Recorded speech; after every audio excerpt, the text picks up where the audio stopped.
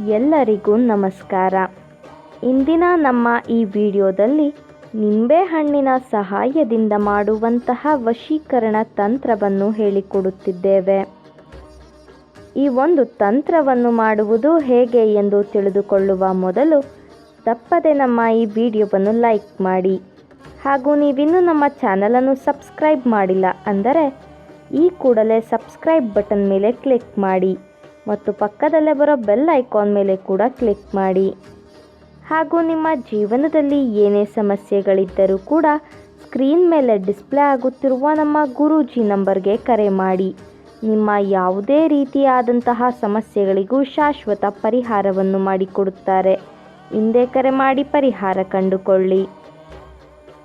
ಈ ಒಂದು ತಂತ್ರವನ್ನು ಮಾಡುವುದಕ್ಕೆ ಒಂದು ನಿಂಬೆಹಣ್ಣು, ಒಂದು ಹಿಡಿ ಕಲ್ಲುಪ್ಪು, ಕರ್ಪೂರ, ಕುಂಕುಮ ಮತ್ತು ನೀವು ಯಾರನ್ನು ನಿಮ್ಮ ಕೈವಶ ಮಾಡಿಕೊಳ್ಳಬೇಕು ಅಂತ ಇದ್ದೀರಾ ಅವರ ಭಾವಚಿತ್ರ ಬೇಕಾಗುತ್ತದೆ ವೀಕ್ಷಕರೇ. ಮೊದಲಿಗೆ ನೀವು ತಂತ್ರಕ್ಕೆ ಬಳಸಿದ ನಿಂಬೆಹಣ್ಣಿನ ಮೇಲೆ ನೀವು ಯಾರನ್ನು ನಿಮ್ಮ ಕೈವಶ ಮಾಡಿಕೊಳ್ಳಬೇಕು ಅಂತ ಇರ್ತೀರಾ ಅವರ ಹೆಸರನ್ನು ಬರೆಯಬೇಕು. ಅದರ ಜೊತೆಗೆ ನಿಮ್ಮ ಹೆಸರನ್ನು ಕೂಡ ಬರೆದುಕೊಳ್ಳಬೇಕು.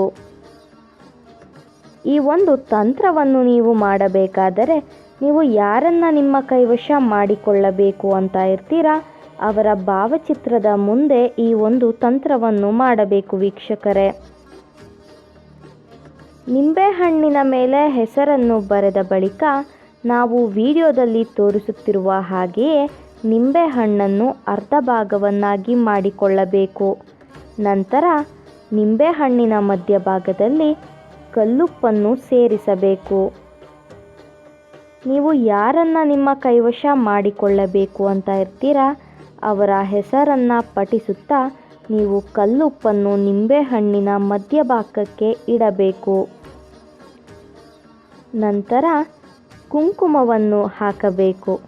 ಅದಾದ ಬಳಿಕ ಕರ್ಪೂರವನ್ನು ಇಟ್ಟು ಆ ನಿಂಬೆಹಣ್ಣಿಗೆ ಅಗ್ನಿಸ್ಪರ್ಶವನ್ನು ಮಾಡಬೇಕು ವೀಕ್ಷಕರೇ. ಅಗ್ನಿಸ್ಪರ್ಶವನ್ನು ಮಾಡಬೇಕಾದರೆ ಅವರು ಸಂಪೂರ್ಣವಾಗಿ ನಿಮ್ಮ ಕೈವಶವಾಗಲಿ ಎಂಬ ಸಂಕಲ್ಪವನ್ನು ನೀವು ಮಾಡಿಕೊಳ್ಳಬೇಕು. ಈ ರೀತಿಯಾಗಿ ನೀವು ಮಾಡುವುದರಿಂದ ನೀವು ಇಷ್ಟಪಟ್ಟವರು ಕೇವಲ ಅರ್ಧ ಗಂಟೆಯ ಒಳಗಾಗಿ ನಿಮ್ಮ ಕೈವಶವಾಗಿ ಬಿಡುತ್ತಾರೆ.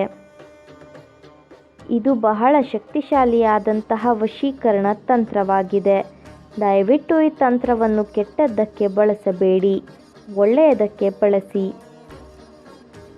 ನಮ್ಮ ಈ ವಿಡಿಯೋ ನಿಮಗೆ ಇಷ್ಟ ಆದಲ್ಲಿ ವಿಡಿಯೋವನ್ನು ಲೈಕ್ ಮಾಡಿ, ಶೇರ್ ಮಾಡಿ ಮತ್ತು ಕಮೆಂಟ್ ಮಾಡಿ. ವಿಡಿಯೋ ನೋಡಿದ ಎಲ್ಲರಿಗೂ ಕೂಡ ಧನ್ಯವಾದಗಳು.